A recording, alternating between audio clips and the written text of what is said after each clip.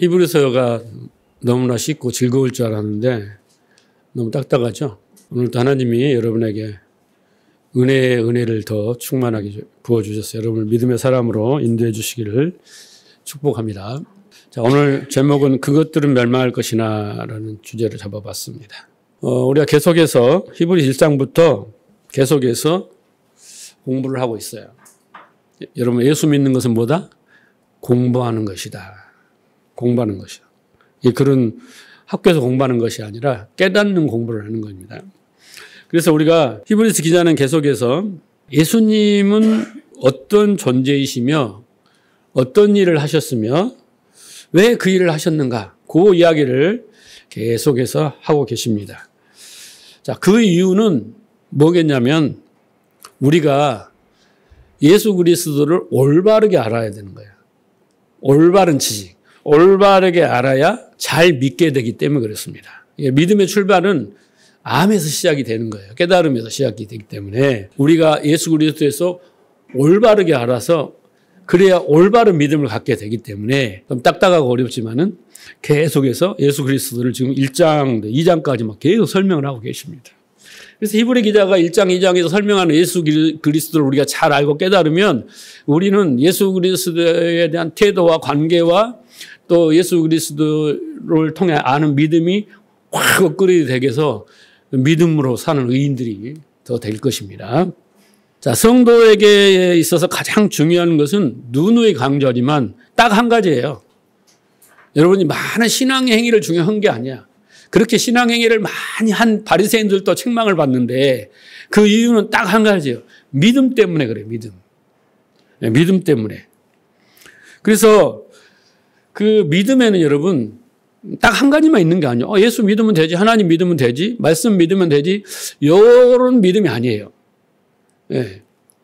자, 그래서 교회 안에도 많은 신자들이 이 믿음에 대해서 많이 착각하고 있어요.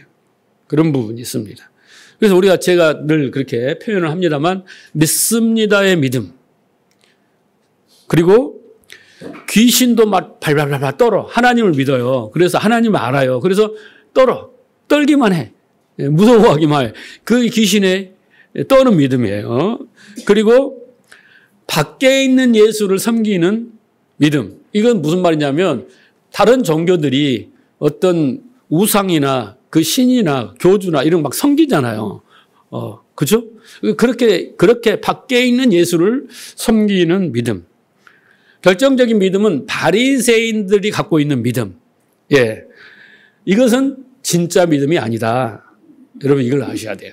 그런데 대부분 신자들은 자기가 하나님도 믿고 성경도 믿고 예수도 믿고 죽음도 믿고 부활도 믿고 천국도 믿고 이렇게 믿는다고 생각해요. 그래서 성경을 내가 많이 알고 또 예배당에 나와서 맨날 예배 드리고 또 어떤 체험도 했어요. 신비한 체험도 했어요. 꿈과 환상을 봤어요. 이런 것도 했어요. 그리고 내가 열심히 예수를 잘 섬겨요. 그래서 나는 예수를 잘 믿는다라고 할지 모르지만 우리보다 그렇게 더 잘한 사람들이 바리새인들이라니까요.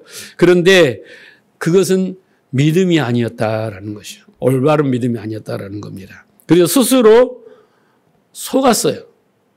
네, 그런 속음이 있다라는 거예요. 자, 예를 하나 들어볼게요. 예수님이 제자들에게 이렇게 물어요. 사람들이 나를 누구라 하니? 이렇게 물어요. 그러니까 제자들이 침례 요한이요, 더러는 엘리야요, 어떤 이는 에레미야요, 어떤 이는 선지자 중에 하나라고 합니다. 라고 하니까 예수님 생각할 때 정답이 아닌 거예요. 예수님 막 능력도 있고 권세 있게 가르치고 막 하니까 이런 말이 나올 수 있잖아요. 그런데 예수님이 그러면 너희는 나를 누구라 하니? 이렇게 물어봤어요. 그러니까 제자들이 뭐라고 말을 했겠죠? 그 중에 이제 대표로 딱 베드로가 발탁이 돼서 뭐라고 합니까? 당신은 나의 주인데 주는 그리스도시요 살아계신 하나님의 아들이십니다. 라는 이 정확한 대답을 하는 거예요. 여러분, 대답을 하는 것과 이해하고 믿는 것은 다릅니다. 그걸 하나님이 알게를 했어요. 그런데 우리가 그냥 지식으로 소리로 이야기하는 것과 당신은 나의 주요 그리스도시요 하나님의 아들이라고 믿는 건 달라요. 무슨 말인지 아시겠죠? 자, 그런데 이제 이런 고백을 해서 야, 그렇게 되면 너에게 천국문을 열쇠를 줄게. 하늘에서 매면 땅에서 매이고 땅에서 매면 하늘에서 매고 이렇게 해줄게. 뭐 이런 복을 받단 말이에요. 그렇죠? 자, 그런데 문제는 예수님이 이제 십자가에 잡혀가서 십자가에 죽게 되는 상황이 와서 베드로가 어떻게 합니까? 다 제자들 도망가고 그 뜰에서 지켜보고 있는데 여종이 와서 너도 예수 당이지? 예수의 제자지? 이렇게 물어보니까 아니야. 나 저 사람 몰라. 그리고 저 사람 당연히 죽어야 돼. 이렇게 저주를 하고 3번이나 부인을 했단 말이에요. 여러분 이해가 가십니까? 아니 주는 그리스도시요 살아계신 하나님이야. 이게 누구도 고백할 수 없는 하나님께서 알려줘서 그렇게 고백했던 베드로가 그래 나는 예수의 제자다. 죽이려면 죽여라. 요 정도는 해줘야지. 에? 몰라. 나 몰라. 왜 나한테 물어? 그럼 막 저주를 했단 말이에요. 그것도 3번이나. 이 3번이 뭐예요? 완벽한 부인을 했다라는 거예요. 철저하게. 자기 본심이죠. 그러니까 베드로가 알고 있는 마치 베드로에게 하나님이 알려줬잖아요. 그런데 마치 성경을 통해서 우리에게 지식을 알려줬잖아요. 근데 우리가 똑같아요. 베드로가 성경을 통해서 예수님이 누구신가? 우리가 성경을 통해서 예수님이 누구냐 지금 공부하고 있잖아요. 그건 하나의 지식이란 말이에요. 근데 이 지식은 아무런 능력이 없어요. 특히 어떤 그 외부적 환경에 위험이 왔을 때는 더 힘이 없어요. 그래서 그런 지식을 가지고 있는 사람은 아까도 말했지만 밖에 있는 예수를 다른 신들을 섬기는 것처럼 섬겨서 그로부터 뭔가를 얻어내고자 하는 그런 우상숭배 같은 거죠. 밖에 있는 예수를 믿고 섬기고 따르게 되는 거예요. 그런데 이런 자들은 언제든지 배신하고 배교하고 믿으면서 떠날 수 있다는 거예요. 이해가 되십니까? 그래서 우리의 신앙과 믿음을 점검을 해요. 이 말씀을 통해서. 지금 시대는요. 뭘 잘하느냐가 중요한 게 아니에요. 내가 끝까지 살아남느냐. 끝까지 교회 안에 있느냐, 끝까지 믿음을 지키느냐, 이 진리의 전쟁의 시대란 말이에요. 그래서 환경이 막 어려우면 코로나 오고 뭐 오고 뭐 다 계속 물러나고 떨어지고 있지 않습니까? 그런데 훗날 베드로가 감사하게도 훗날 베드로가 부활의 주님을 만나고 더 나아가서 성령을 체험하고 딱 나서는 베드로가 180도 변합니다. 어떻게 변합니까? 진짜 예수의 제자가 됩니다. 그리고 예수님을 위해서 예수님의 예언대로 십자가를 거꾸로 메고 죽습니다. 순교해요. 그렇게 변해요. 그러니까 비포, 애프터를 여러분 잘 아셔야 돼요. 예. 그러니까 진짜 예수를 믿는 것은 여러분 좀 어려운 설명이지만 예수님의 표현을 하자면 내가 너희 안에 너희가 내 안에 내 말이 너희 안에 이게 이렇게 된 것이 예수를 믿는 거예요. 거꾸로 말하면 예수님의 말씀이 나한테 진리가 돼서 그 진리가 되었다는 것은 예수님의 뜻과 마음과 하나 되었어요. 마치 예수님이 하나님과 나는 하나야 이렇게 말하잖아요. 예수님의 마음과 하나님의 마음과 예수님의 뜻과 하나님의 뜻과 모든 계획과 모든 것이 하나라는 뜻이에요. 그렇죠? 그 말씀을 통해서 하나가 된 거예요. 성령을 받았잖아요. 예수님도. 그런 것처럼 우리도 예수님의 모든 이 사복음서에 나오는 모든 것들의 그 뜻이 있잖아요. 그 말씀이 우리 안에 거하고 있는 거예요. 하나 됐다는 거예요. 그 표현을 내가 너희 안에 너희가 내 안에 내 말이 너희 안에 거하면 그렇게 말하는 말입니다.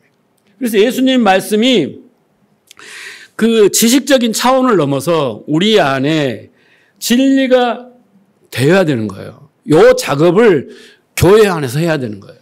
그래서 성경을 공부를 하는 겁니다. 성경을 공부를 하는 거예요. 그러니까 우리가 예수를 그냥 믿어야겠다 해서 이러니까 믿어, 천국 가니까 믿어, 구원받으니까 요 수준이 아니라 예수에 대해서 이렇게 공부를 하다 보면 점점 이분이 하나님이구나. 이분이 아니었으면 나는 어떻게 됐을까? 점점 깊어지는 거예요. 관계가. 그렇게 더 인격적 관계가 되고 신뢰 관계가 되며 내가 그분을 의지하고 그분을 위해서 살게 되는 것까지 그게 그리스도의 장성한 분량으로 올라가는 뜻이에요. 그게. 예. 처음에 우리가 그냥 초보적인 믿음 갖고는 안 되는 것이죠. 그래서 예수님이 그러잖아요. 마리아처럼 저렇게 하지 말고, 마리아는 뭡니까? 열심히 막 신앙을, 행위를 해서 마르다처럼 막 뭔가를 섬기고 막 이렇게 하다가 짜증내고 말이지 힘드니까 막 그렇게 하지 말고, 그런 거 내가 원하지 않아. 내 무릎 앞에 무릎을 꿇고 들어서 잘 경청해라. 잘 들어라. 잘 깨달아라. 요거 하면 다 되는 거예요. 근데 우리는 바리새인들은 반대로 됐고 우리도 신앙생활이 많이 반대로 하고 있잖아요. 자, 어쨌든 오늘 또 여러분들이 말씀을 듣고 믿음에 이르러서 정말 마리아처럼 그렇게 되기를 주님으로 축복합니다. 오늘 본문은 히브리서 기자가 계속해서 예수님에 관해서 말씀하시는데 10절하고 11절을 보면 또 주여 태초에 주께서 땅의 기초를 두셨으며 하늘도 주의 손으로 지으신 바라. 그것들은 멸망할 것이나 오직 주는 영존할 것이며 그것들은 다 옷과 같이 낡아지리니 라고 이렇게 말씀을 하고 있습니다. 결국 뭡니까? 예수님이 하나님이시고 예수님이 창조에 참여를 하셨다. 창조주다. 라고 말씀하시는 거잖아요. 지금 요약해 보면. 자, 이 본문은 시편 102편 25절 27절을 인용한 거예요. 히브리서 기자가. 자, 시편 102편을 보세요. 25절. 주께서 옛적에 땅의 기초를 놓으셨사오며 하늘도 주의 손으로 지으신 바니이다. 천지는 없어지려니와 주는 영존하시겠고 그들은 다 옷과 같이 낡으리니 의복같이 바꾸시며 바꾸려니와 주는 한결같으시고 주의 연대는 무궁하시다. 이렇게 말하죠. 그러니까 여러분 여기서 주는 누구예요? 시편에서 주는 누구예요? 하나님이에요. 그죠? 시편에서 주는 여호와 하나님이에요. 자, 그런데 히브리서 기자는 하나님께 적용된 지금 내용이잖아요. 하나님이 주께서 그랬는데 하나님은 옛적에 땅에 기초를 놓으시고 또 창조를 하시고 막 변함이 없으시고 하나님에 대한 여호와 하나님에 대해 설명했는데 히브리 기자는 이 본문을 그대로 끌어다가 누구한테 적용을 하고 있어요? 예수님한테 적용하고 있어요. 그 말은 무슨 말이에요? 예수님이 하나님이다. 그 삼위일체를 이야기를 하고 있는 겁니다. 그래서 예수님은 참 하나님이시며 창조주시며 피조물을 마지막에는 새롭게 하실 분이다. 인간들은 창조는 세상은 다 변하고 쇠하고 없어지겠지만 예수 그리스도는 영원히 동일하시며 궁극적으로 우리가 믿어야 할 대상이십니다. 라는 것을 지금 시편의 102편을 가지고 빗대어서 우리에게 부연 설명을 해주고 있습니다. 자, 여러분 우리는 하나님이 세상을 창조했다라고 이렇게 믿잖아요. 근데 제가 지금 예수님이 창조했다라고 하니까 생소하시는 분도 있어. 나도 처음에 생소했으니까. 어렸을 때 계속 하나님이 창조했다 했는데 성경을 보니까 예수님이 창조했다는 게 이게 뭐야. 삼위일체를 공부를 해야지 이제 여러분 이해하시겠죠. 네. 그러니까 하나님은 여러분 우리가 생각할 수 없는 존재이시고요. 어마어마한 존재세요. 감히 이름도 부를 수가 없어. 히브리 사람들은 알아서 필서를 할 때 여호와라는 단어가 나오면 가서 손을 씻고 붓을 다시 새 걸로 받아 쓸 정도로 그 하나님의 존엄에 대해서 어마어마한 존엄에 대한 마음을 가졌단 말이죠. 그렇죠? 그러니까 하나님은 이 모든 것을 계획하시고 주관하시는 분이지만 그걸 실행하시는 분은 성자 하나님, 예수님이란 말이에요. 그렇죠? 그것을 우리에게 적용하시는 분은 성령 하나님. 그래서 우리가 삼위일체라고 이야기하잖아요. 그러니까 하나님이 그렇게 모든 걸 창조 관할하셨지만 그걸 직접 실행하시는 분은 그렇죠. 근데 우리 주일학교 때는 어떻게 배웠냐면 하나님이 다 하셨다. 이렇게 삼위일체를 어려워 이해를 못하니까 이렇게 배웠어요.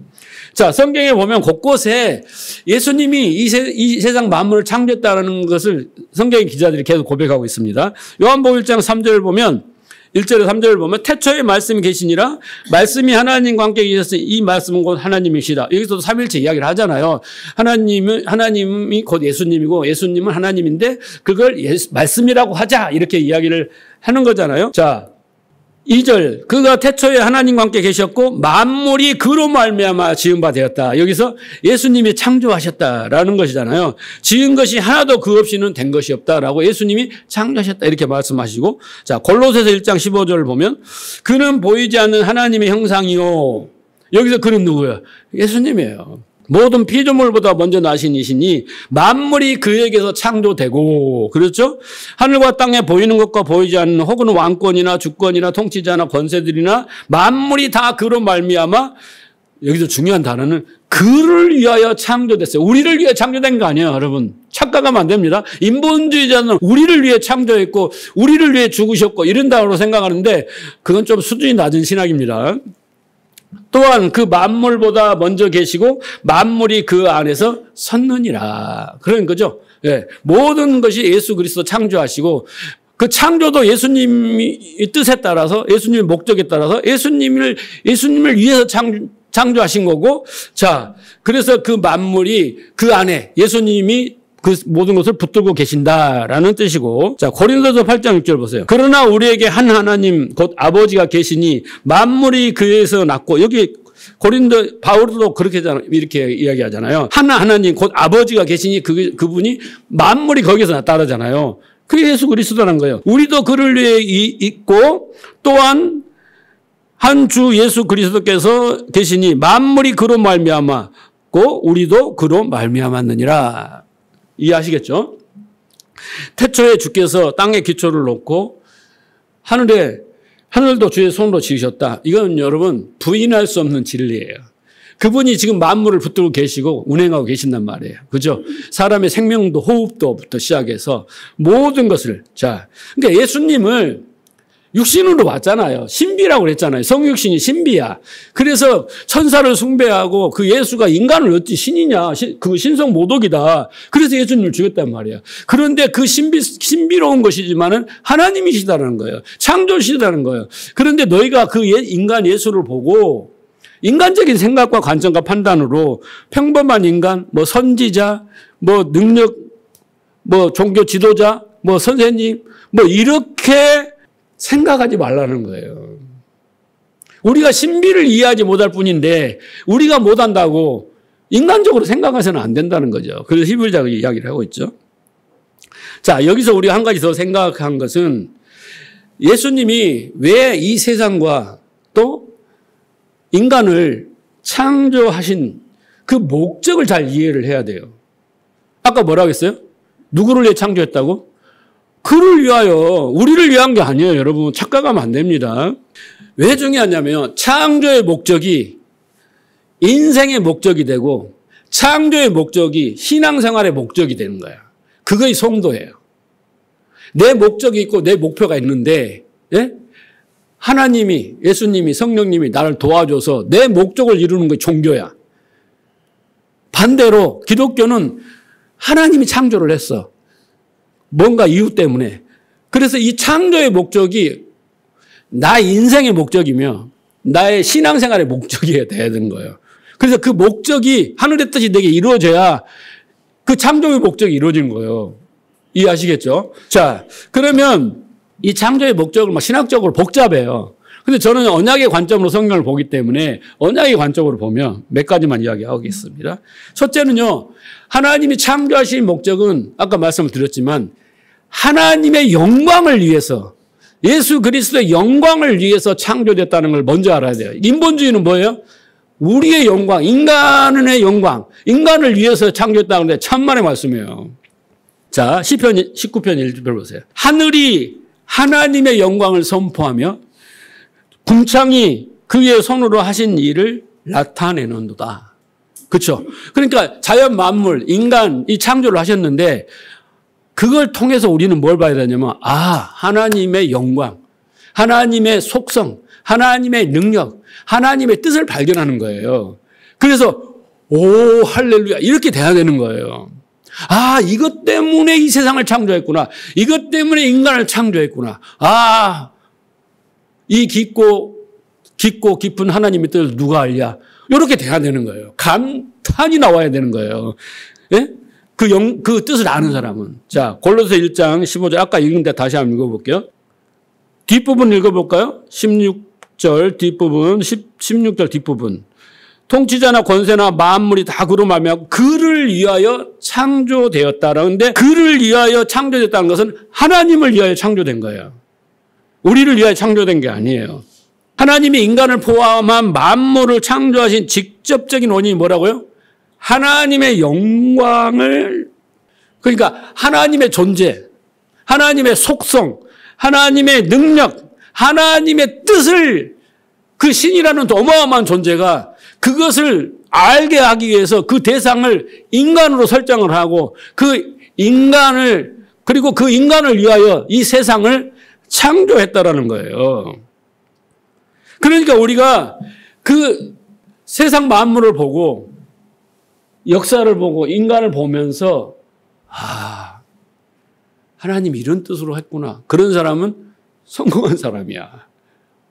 근데 하나님 내 영광을 위하여 이렇게 해주세요. 저렇게 해주세요. 내가 전도 많이 할게요. 뭐 할게 하고 자기 영광을 나타내고 막 이런 걸 목적으로 사는 사람은 가장 불행한 사람이에요. 하나님의 뜻을 모르니까. 그래서 인간은 하나님이 만들어 놓은 이 세상과 창조와 인간의 창조 속에서 하나님을 알고 그 하나님의 나라를 알고 하나님의 뜻을 알고 하나님의 언약을 알고 하나님의 백성이 되는 것을 알아야 되는 거예요. 그걸 알게 되려고 하나님이 이 세상을 창조한 거예요. 우리는 창세 전에 이미 하나님 그렇게 계획을 세웠다잖아요. 그래서 이 땅에 와서 그걸 알고 가면 되는 거예요. 자, 그러면 하나님이 그 창조하신 목적의 궁극적인 하나님의 영광을 나타낸다고 그랬잖아요. 그 뜻은 뭐냐? 어떻게 나타내냐? 에베소 4장, 1장 4장, 4절. 그 창세 전에 그 말은 뭐예요? 하나님이 이 세상이 생기기도 전에 계획을 하신 거예요. 내가 세상이라는 지구를 만들고 거기에 인간을 만들 거야. 그렇게 해서 내가 뭘 할 건 줄 아니? 그 인간들을 내가 어떤 무리를 택할 거야. 그래서 그 택한 애들을 거룩하고 흠없게 만들어서 하나님을 알고 하나님 나라를 알고 하나님의 뜻을 알아서 많은 자들에게 이 세상이 전부가 아니고 너희가 하나님이 아니고 진짜 창조주가 있다는 것을 그들을 통해서 가르치고 전파하고 하나님을 알게 할 거야. 그래야 너희가 나하고 행복하게 살 수 있어. 이걸 알려주려고 했다는 거예요. 자, 그래서 보면 에베소 보세요. 6절에 이는 그가 사랑하는 자 안에서 우리에게 거저주시는 바 그 은혜의 영광을 찬송하게 하려 함이라. 이게 복 받은 거예요. 하늘의 신령한 복을 받은 자는요. 제가 뭐라고 했어요? 복에는 저주와 그다음에 뭐가 있어요? 하나님 앞에 송축하고 엎드리는 것이 나눠진다고 그랬잖아요. 그래서 이 성경을 통해서 자연 만물을 통해서 하나님이 어떤 존재이고 하나님의 인간은 어떤 존재이고 이런 걸 다 아는 사람은 자동으로 하나님을 그 은혜와 영광을 찬송하게 된단 말이에요. 이 사람이 하늘의 신령한 복을 받은 사람이고 그렇지 않는 사람은 뭐예요? 내 영광을 위하여 나를 위하여 이런 사람은 저주를 받은 사람이에요. 왜? 하나님이 내가 하나님 너를 만든 하나님이 어떤 하나님인가를 알려줄게. 그 나라는 어떤 나라인가를 알려줄게. 우리 행복하게 살자. 근데 너는 처음부터 나를 알지 못할 거야. 내가 이제 너를 이제 가르치고 계속 훈련하고 연단해서 알게 할 거야. 이게 하나님의 계획이에요. 성경을 읽어보면. 그러니까 복이라는 것이 동전의 양면처럼 깨달으면 복이지만 깨닫지 못하면 저주예요. 상태에 있어요. 지옥을 사는 거예요. 종교인들은 지옥을 사는 거예요. 그래서 술 피우면 이를 간다고 그러잖아요. 나중에. 자, 그래서 보세요. 두 번째. 그 창조의 목적은 하나님과 화목한 교제를 위해서예요. 이제 하나님이 창조를 해놨잖아요. 그러면 창조주와 피조물 간의 관계가 화목해야 돼. 원수가 되면 안 돼. 내가 하나님이 되는 순간부터 어떻게 해요? 하나님과 원수가 돼. 진짜 하나님이 어디 계시는데. 내가 하나님을 인정하는 것이 화목한 관계예요. 자, 로마서 3장 10절 보세요. 기록된 바 의인은 없나니 하나도 없으며 깨달은 자도 없고 하나님을 찾는 자도 없고 다 치우쳐 함께 무익하게 되고 선을 행하는 자도 하나도 없다. 이게 원래 인간이에요. 하나님이 원래 이렇게 만들어 놨어. 처음부터 하나님을 다 알고 그러면 어떻게 되겠어요? 하나님과 같이 사면 돼. 그런데 루시퍼 이야기를 언젠가 제가 했잖아요. 우리는 루시퍼처럼 된단 말이에요. 깨닫지 못하면. 자기가 하나님하고 착각한다니까? 자기가 막 아름답고 막 능력 있고 이러다 보면 자기가 하나님이 착각한 거예요. 자, 그래서 의인이 아니에요. 의인은 하나님과 올바른 관계에 있는 사람이 의인이잖아요. 그렇죠? 그런데 원래 인간은 의인이 아니란 말이에요. 의인은 반대로 뭐예요? 죄인이에요, 죄인. 죄를 져서 죄인이 아니라 도덕 윤리적인 죄를 져서가 아니라 하나님을 모르는 게 죄라고요. 성경은. 자, 로마서 5장 1절을 보세요. 그러므로 우리가 믿음으로 의롭다 하심을 받으니 그렇게 되면 우리는 예수 그리스도 말미암아 이제 하나님과 화평한 관계가 되는 겁니다. 화평한 관계. 그리고 그로 말미암아 우리가 믿음으로 서 있는 은혜에 들어감으로 하나님의 영광을 바라고 즐거워하는 이런 아름다운 왼수 관계가 이 화평한 관계, 화목한 관계로 되는 거예요. 그렇죠? 그러니까 하나님은 그렇게 우리를 창조하셔 놓고 이제 피조물들아 나하고 이제 화목하게 될 거야. 근데 쉽지 않을 걸 너네들이. 그러면서 이제 예수 그리스도를 말미암아 내가 화목하게 해줄게. 그죠? 그래야지 인간이 하나님을 알아보고 하나님 앞에 엎드리고 하나님 믿고 의지하고 따르게 되지. 그러지 않으면 인간은 절대 다 하나님인 거예요. 자, 쉽게 예를 들어볼게요, 여러분. 사랑하는 남녀가 결혼을 합니다.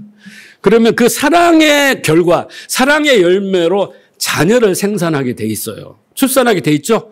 누가 가르치지 않아도 그렇게 하나님 만들어 놓은 거예요. 쉽게 말하면. 근데 우리가 이제 해석을 해보면 이렇게.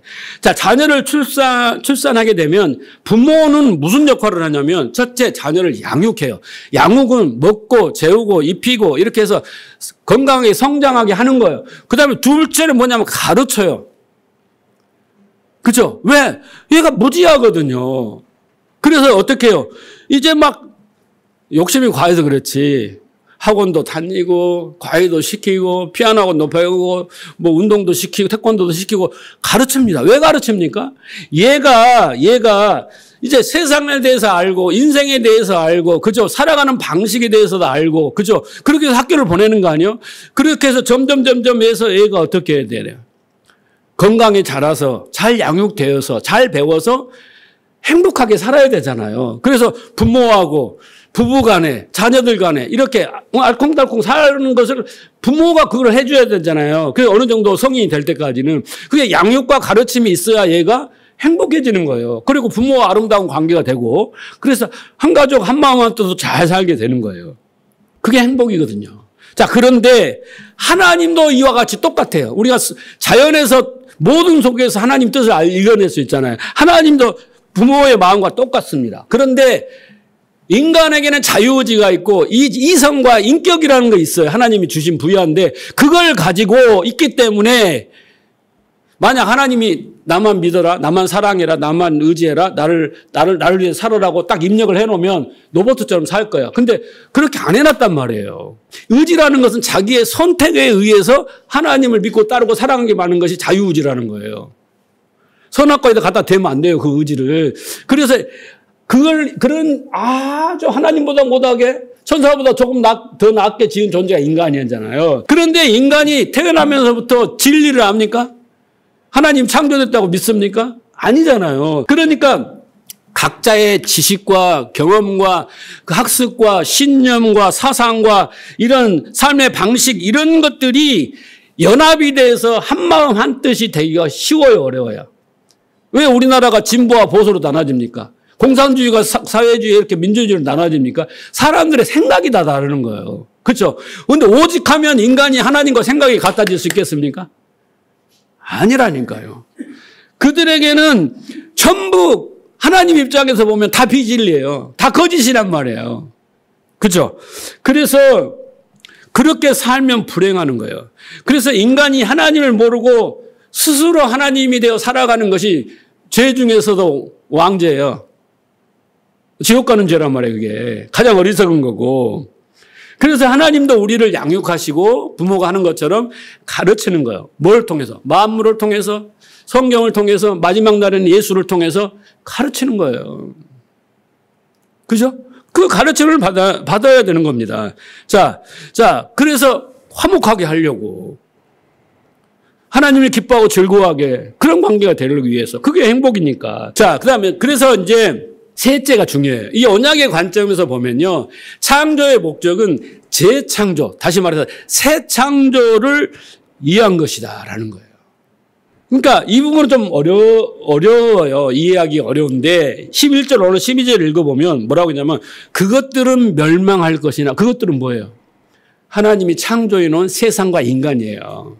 그것들은 멸망할 것이나 또 그건 뭐라고 했어요? 주는 영존할 것이고 그것들은 다 어떻게 해요? 옷과 같이 낡아지리라 라는 거예요. 옷을 오래 입으면 어떻게 해요? 다 헐고 그럼 여러분 또 시즌 바뀌면 또 새 옷을 입어야 되잖아요. 예? 자, 의복처럼 갈아입을 것이요 그것들은 옷과 같이 변할 것이나 그러잖아요. 근데 주님의 연대는 변하지 않는다. 이렇게 비교를 딱 해놨어요. 그러니까 창조는 영원한 것이 아니에요, 여러분. 예? 창조는 연관이에요. 일부에서는 인간이 타락해서 하나님 창조를 해놨는데 인간이 타락해서 하나님이 다시 새하늘 새 땅을 만들었다. 아니에요. 그렇게 생각하면 안 돼요. 인간이 무엇인데 하나님의 계획을 방해하고 하나님이 완벽하게 만들어 놓은 것을 인간이 타락했다고 하나님이 싹 없애버리고 새롭게 만든다?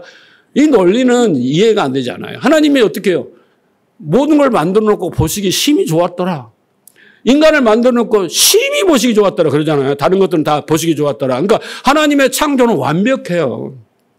이게 인간이 훼손을 시켜가지고 말 안 들어갖고 너네 세상에 지옥으로 만들까? 이게 아니라니까요. 처음부터 하나님은 창조의 계획이 있었어요. 그래서 여기에 뭐라고 해서 그것들은 멸망할 계획인 거예요. 점점점 없어져요. 옷을 입들 갈아입어야 되는 거예요. 결국에 이 창조는 이런 거죠. 쉽게 말하면 어떤 목적으로 세상이 창조되었고 그 목적이 달성되면 그 창조는 소멸이 되는 거예요. 그럴 목적으로 하나님이 했다는 거예요. 그래서 성경을 보면 여러분 하늘과 땅, 처음 하늘과 땅은 없어지고 뭔 하늘이 생겨요? 새 하늘 새 땅이 생기는 거예요. 하나님의 계획이에요 이게. 인간이 그렇게 중간에 실수해갖고 하나님 마음이 바뀌어서 만든 게 아니라니까. 자, 그 다음에 성전은 어떻게 해요? 성전은 없어지고 새 예루살렘 성전이 계시록에 보면 나오죠. 그죠? 새 예루살렘 성전이 나오죠. 그러니까 이 땅에 있는 것과 하늘에 있는 건 다르단 말이에요. 그리고 택한 자들을 뭐라고 하냐면 여기 보면 헌 옷을 벗고 새 옷으로 갈아입고 그 성경은 새로운 피조물 또 뭐라 그래요? 세마포를 입은 참된 하나님의 말씀들이라고 옛 것과 새 것을 분명히 나눠요 성경은. 그 하나님의 목표는 이 창조를 통해서 우리에게 뭔가를 가르치고 깨달은 다음에 새롭게 우리를 새로운 피조물로 창조하는 것이 하나님의 계획이었다. 그게 뭐예요? 하나님의 목적이야. 그러면 우리도 어떻게 해야 돼? 우리의 인생의 목적도 신앙생활의 목적도 이 하나님의 목적에 의해서 새로운 피조물이 돼야 돼요. 우리는 헌옷을 입었단 말이에요. 그래서 창조의 세상은 이렇게 표현해요. 사람들은 다 낡아진 옷을 입은 사람들이에요. 낡아진 옷을 입은 사람들이에요. 창세기 1장 2절에 표현되는 뭐예요? 혼돈과 땅이 혼돈하고 공허하며 흑암이 깊음이 있고 이 상태가 낡아진 상태예요. 온전하지 않는 상태예요. 하나님의 생명이 없는 상태예요. 세상은 이렇게 출발을 합니다. 세상은. 한마디로 지옥과 같은 곳이에요. 예? 하나님이 없는 곳, 생명이 없는 것이 바로 지옥이에요.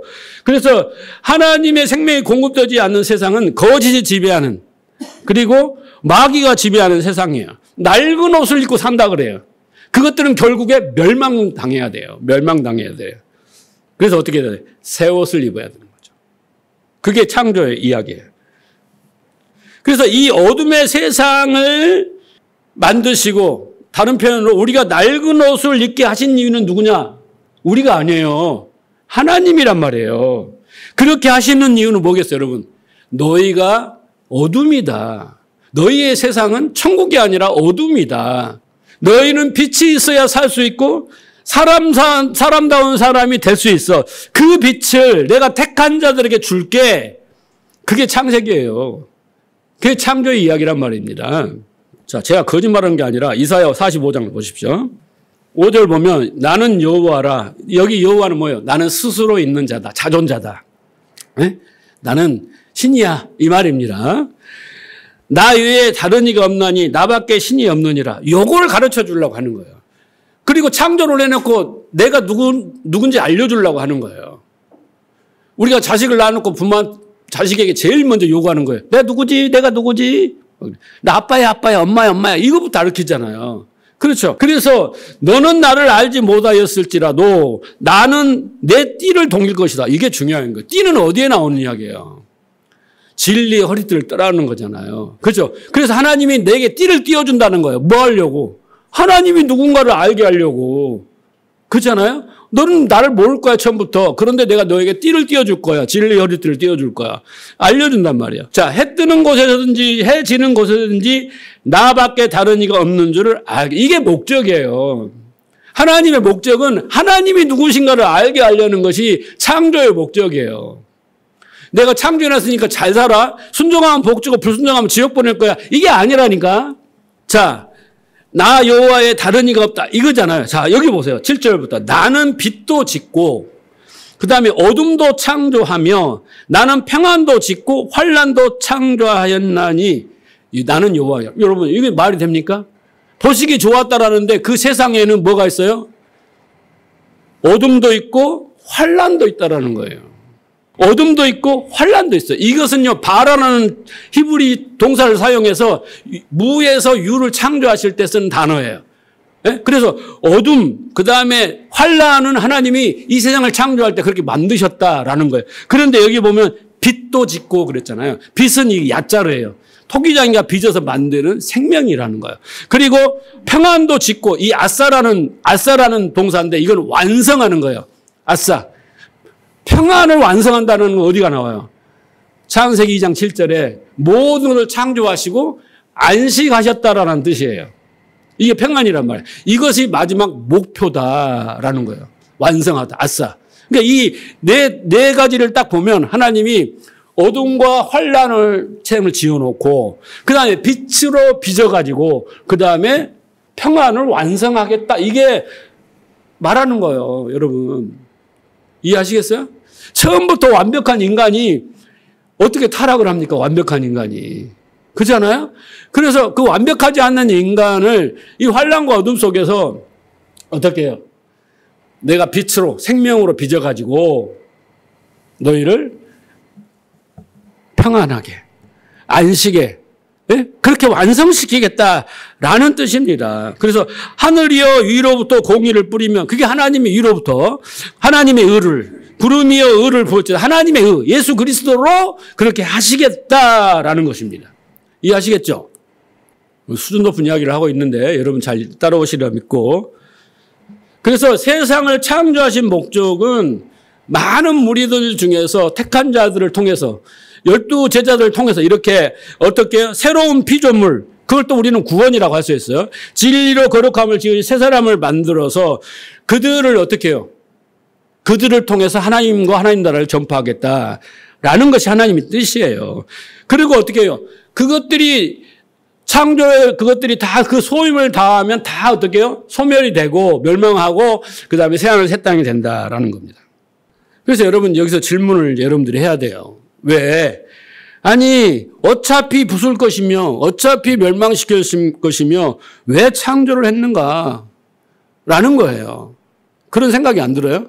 처음부터 완벽하게 그렇게 할 수 없다잖아요. 인간은 처음부터 완벽한 존재가 아니니까.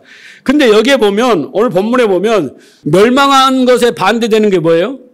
주는 영원할 것이고 주는 변함이 없으실 것이고 이런 거잖아요. 그러니까 그것들은 멸망할 것이나 오직 주는 영존할 것이다 라는 건 무슨 뜻이냐면 창조의 주관자 예수 그리스도는 그 뜻은 영원하고 그 능력은 영원하고 그 모든 계획은 영원하며 그가 반드시 이루실 것이다 라는 의미예요. 그게 창조에 대한 것은 하나님 창조했지만 이거 영원하지 않아요. 기능을 다하면 소멸돼, 멸망돼. 그러나 그것을 계획하시고 목적하시고 실행하시는 분은 영원하다라는 거예요. 변함이 없으시다라는 거예요. 그 이야기를 지금 하고 있는 겁니다. 그 대조를 해가지고. 그래서 보세요. 우리가 왜 존재하는지, 이 땅에 존재하는지 여러분 인본주의를 딱 버려야 돼요. 우리는 하나님을 너무 우습게 알고 하나님을 너무 가볍게 알고 하나님 말씀을 너무 경히 여기는 경향이 있는데 그래서는 절대 안 됩니다. 자, 이사야 40장을 보세요. 6절 말하는 자의 소리여 이르되 외치라 대답하여 내가 무엇이라 외치리까 하니 이르되 이사야 이제 하나님이 시키는 거 이사야한테 육체는 풀이요 그 아름다움은 들의 꽃과 같으니 풀은 마르고 꽃은 시듬은 여호와의 기운이 그 위에 붐이라. 이 백성은 실로 풀이라. 풀은 마르고 꽃은 시드나 우리 하나님의 말씀은 영원히 서리라. 아멘이죠? 여러분 이 말씀을 잘 이해하셔야 돼요. 지금까지 설명한 것을 여기에 다 들었어요. 자, 풀은 마르고 꽃은 시들죠. 우리 권사님들 계시고 그러지만 젊었을 때 진짜 권사님 옛날 언제 내가 사진 봤는데 참 아름다우셔. 그냥 20대 때 그냥 얼마나 아름답게 했어. 그렇죠? 예.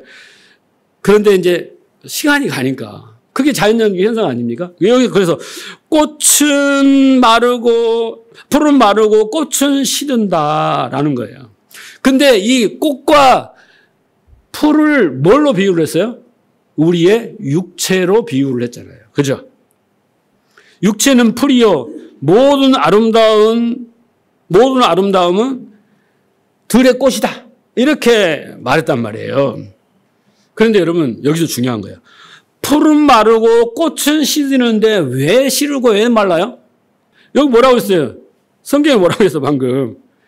그렇죠. 여호와의 기운이 그 위에 부으기 때문에 그럽니다. 여호와의 기운은 뭐예요, 여러분? 성령이에요, 성령. 여호와의 기운이 부어져서 그 꽃으로 비유하고 들꽃으로 비유하는 육체는 마르고 시든대요. 이 백성은 실로 풀이라. 풀은 마르고 꽃은 시드나 하나님의 말씀은 영원히 서리라. 우리가 왜 마르고 시들고 이 세상이 그러냐면요. 여러분, 여호와의 기운 때문에 그래요. 하나님이 그렇게 하신다는 거예요. 하나님이. 그게 하나님이 하시는 일이에요. 왜 창조한 것이 왜 소멸하는가를 지금 이야기를 하고 있잖아요. 성경이. 하나님이 그렇게 하신다는 거예요. 자기가 창조해놓고 자기가 인간들을 당신이 만들어놓고 왜 우리를 거기다가 기운을 부어가지고 우리를 소멸시키냐고 쇠하게 하냐 말이에요. 네. 안 그래요? 우리 인간들을 만들어놓고 심히 보시기 좋은 그 존재를, 이 아름다운 존재들을 왜 우리를 부정해버리는 거예요? 이 역사 속에서 우리를 그냥 부정해버리는 거나 마찬가지예요. 왜? 여호와의 기운이 그렇게 한다는 거예요. 왜 그러냐? 그것은 하나님의 말씀이 영원히 서게 함이라는 거예요. 그 말은 뭔 말입니까? 인간의 사상과 철학과 무슨 교리와 모든 인간이 지식과 지혜의 모든 것이잖아요. 그렇죠? 그 비진리는 어떤 거예요? 여호와의 기운에서 다 소멸되는 거예요. 하나님이 창조의 목적을 해놨는데 인간의 목적을 막 추구하고 자기 영광의 목적을 향하여 나아가는 모든 것들은 여호와의 기운에 의하여 풀처럼 마르고 꽃처럼 시들게 됐다는 거예요. 그래서 어떻게 해요? 하나님의 말씀이 영원하고 참 진리다를 그 창조된 세상과 인간에게 가르쳐주는 거예요. 그래서 그것을 증명하기 위해서 인간과 역사가 만들어졌고, 그리고 그 역사 속에서 인간은 어떻게 해요? 바벨탑을 쌓는 거예요. 에? 스스로 자기들이 하늘에 도달려고 하고 스스로 뭔가를 막 공로와 공적을 쌓아갖고 하나님 앞에 가서 나 이렇게 잘하니까 복 주시고 나 이러니까 천국 보내주시고 막 이런 것들이 얼마나 잘못되었는가라는 것을 보여주는 거예요. 너희가 하나님이 아니야. 너희의 뜻이 큰 게 아니라 내가 창조주고 내가 만든 목적이 있고 뜻이 있어. 내 말씀은 영원해. 니네 말씀은 영원하지 않아. 이 이야기를 하시는 거예요. 그러므로 여러분은 이 세상 속에서 우리는 시들어져 가고 여러분 말라갈수록 어떻게 됩니까? 아, 나는 예수 그리스도가 그 십자가의 죽음이 아니었으면 나는 존재하지도 못하는 자구나. 지옥에서 살아야 되는 자구나. 불행하게 살아야 되는구나. 아, 나는 없음이야. 티끌이야. 이런 올바른 자각과 인정, 그걸 깨닫는 거예요. 그걸 우리는 자기 부인이라고 하는 거예요. 그래야 예수님을 따라갈 수 있어요. 예수님 제일 먼저 그 자기 부인을 해라 그랬잖아요. 네가 하나님됨을 포기해. 그 하나님됨을 인정해. 이게 자기 부인이에요. 쉽게 말하자면. 그런데 여러분, 이 세상 속에서 예수 이름을 부르면서 하나님의 이름을 부르면서 자기가 원하는 것을 얻어내고 하는 것이 그런 분들이 많잖아요. 그게 얼마나 유아적이며 수준 낮은 것인가, 초보적인 신앙인가를 잘 이해해야 돼요. 성경을 읽어보면요, 하나님은 계속해서 우리한테 외치는 거야. 이 세상에서 내 아들이 죽었다. 너희들을 위해서. 너희들을 살리려고 내 아들을 죽였어. 라고 성경의 곳곳에서 선지자를 통해서 구약에서부터 계속 이야기를 하는 거예요. 그런데 백성들이 나와갖고 교회 안에 나와갖고 그 이야기는 들리지도 않고, 아, 병 고쳐주세요. 막 부자 되게 해주세요. 좋은 대학 들어가게 해주세요. 계속 이러고 앉아있고 이게 기독교다라고 가르치고 있다고요. 한심하지 않습니까? 아버지는 눈물, 그 피눈물을 흘리면서 내 아들이 죽었다고 외치는데 너희를 살리려고. 듣지도 않아. 그런 그 이야기는 감동이 없어. 너무 딱딱해. 목사님 설교는 너무 딱딱해. 감동이 있는 애화나 기적 체험, 신비해서 감성을 자극하는 찬양과 이런 거를 나를 올려줘야지. 너무 이성적이야. 드라이. 근데 저는 원래 드라이 합니다. 그러니까 여러분, 성경을 모르는 거예요. 깊이 생각 안 하는 거예요. 그냥 와서 그냥 내가 원하는 것, 내가 이루고자 하는 것을 이루고 싶은 거예요. 하나님 앞에 매달려서. 그래서 우리가 지금 이 세상에서 이제 점점 쇠해가냐. 겉사람은 후패해가고 속사람은 강건해지는데 그 속사람이 뭘 하냐면 내가 예수 없으면 그냥 아무것도 아니었구나. 내가 예수를 알게 돼서 하나님을 알고 하나님 나라를 알고 이렇게 정말 하나님 나라 가는 것이 얼마나 복인가. 이런 이제 고백을 해야 돼요. 네? 나를 이렇게 풀처럼 말라가게 하시고 꽃처럼 시들게 하시는 것이 통탄할 일이 아니구나. 네? 이렇게 해서 그렇게 꽃처럼 시들어가고 풀처럼 말라가지만 하나님이 너희는 다 죽은 거야! 라고 말했을 때 맞습니다. 라고 이야기해 줘야 되는 거예요. 우리의 육적 존재, 육적 자아를 죽여서 하나님의 은혜가 아니면 비로소 어떤 존재가 될 수 없구나. 사람다운 사람이 될 수 없구나를 깨달아낸 거예요. 그래서 역사가 필요한 거예요. 여러분의 인생이 필요한 거예요. 근데 우리는 그 하나님 앞에 나가서 삿대질을 안 하면 다행이지. 먹을 것 주세요. 부귀영화 무병장수 만사형통 계속 이런 것을 주구장창 외치잖아요. 여러분, 그 맛있는 횟감 중에 우럭이라는 그 물고기 아시죠? 네? 좀 약간 이만하잖아요. 근데 그 고기가요, 참 멍청해요. 낚시질을 해보면요, 이렇게 낚시를 딱 던졌는데 미끼에 달린 미끼를 먹어야 되잖아요. 그 중간에 있는 추를 물어요. 그냥 딱 한번 이거 먹이냐 아니냐 이걸 생각도 안 하고 추를 먹어요. 그 우럭을 작살로 잡으려고 이렇게 하잖아요. 다른 고기는 가면 확 도망가잖아요. 얘는 딱 한번 그 작살을 물어요. 얼마나 어리석습니까? 죽을지도 모르고. 자기를 찌르려고 가는데. 그러니까 하나님이 우리를 죽이려고 오는데 우리는 그 하나님한테 덤벼들면서 하나님 물어버린다니까요. 응?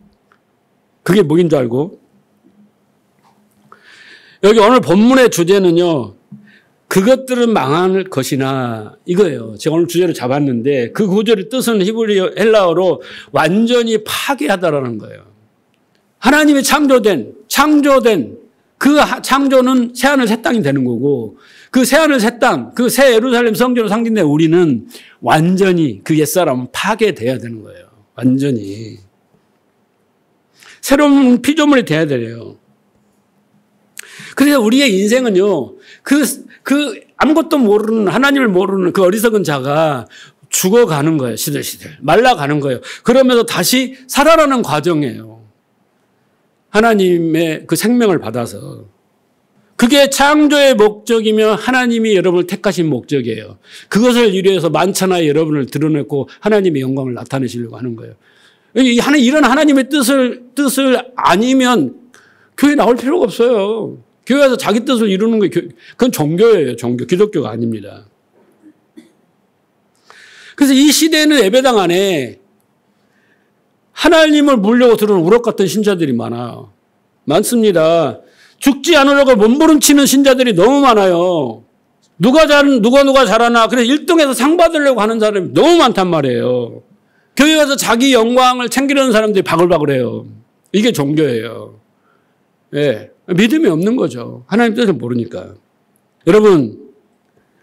여러분이 처음 신앙생활을 시작할 때 생각해 보세요. 우리 모두가 다 그랬어요. 믿음이 없는 상태에서는.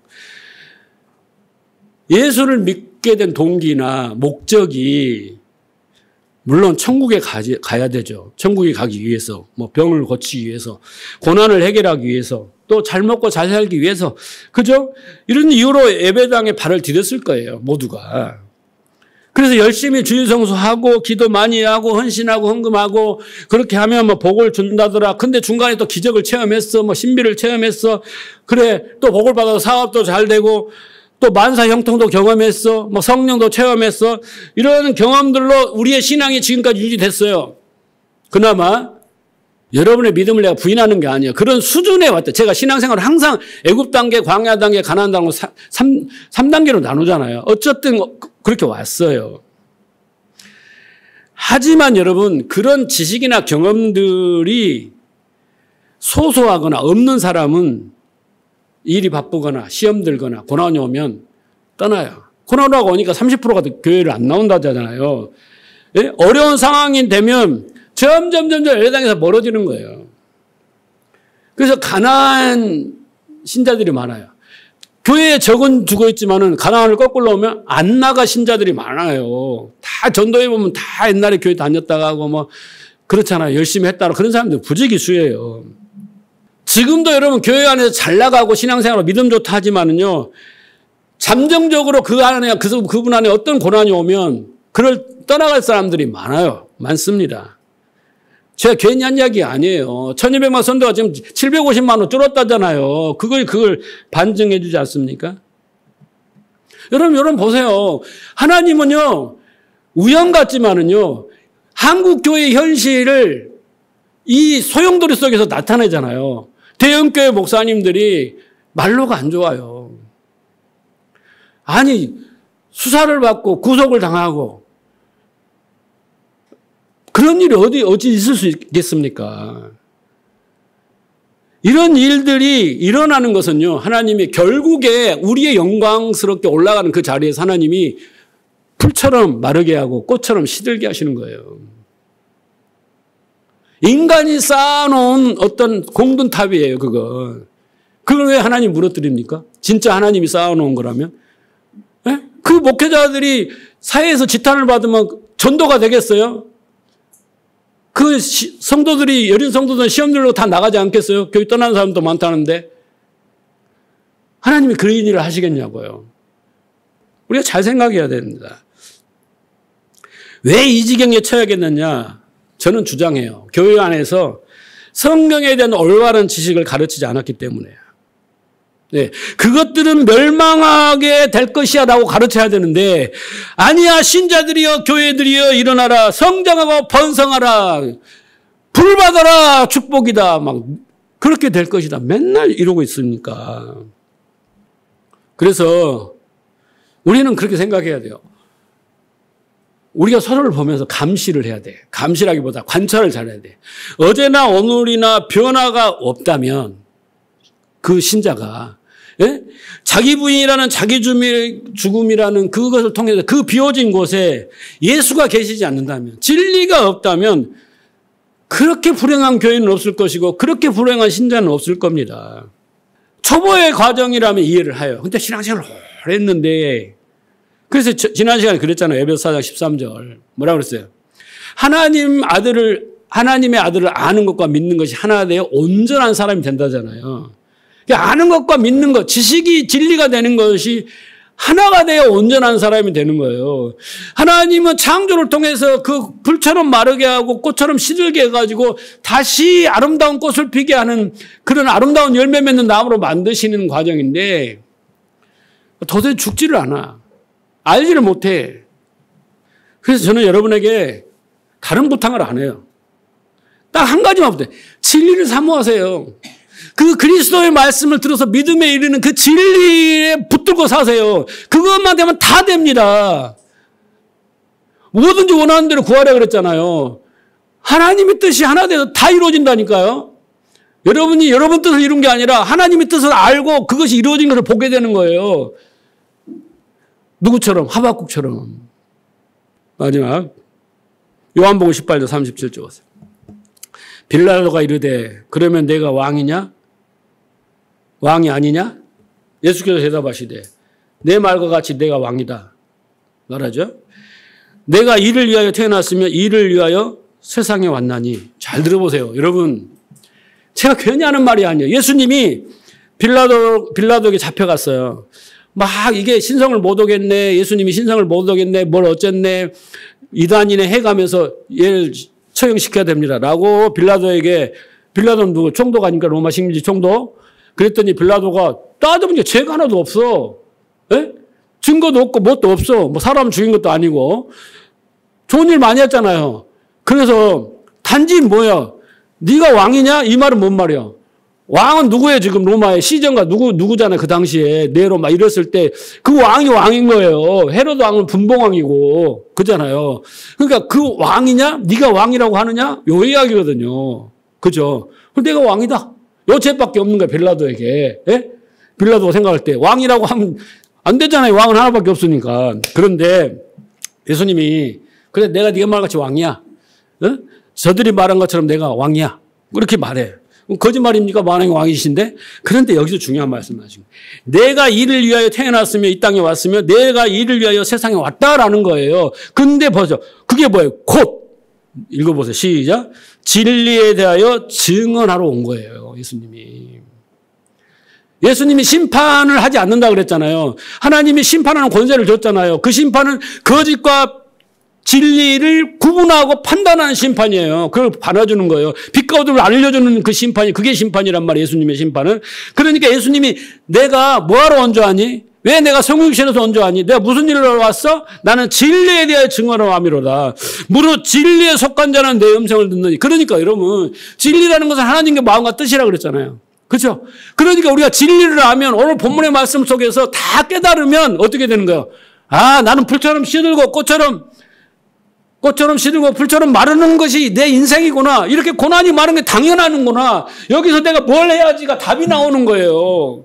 근데 그 앞에 앉아가서 우럭처럼 앉아갖고 막 물어뜯으면서 죽을지 살는지 자기를 죽이러 오는데 죽은지도 모르고 물어뜯으면서 입을 덥석 벌리면서 막 자기 주장을 하는 거예요. 자기가 어렵다고.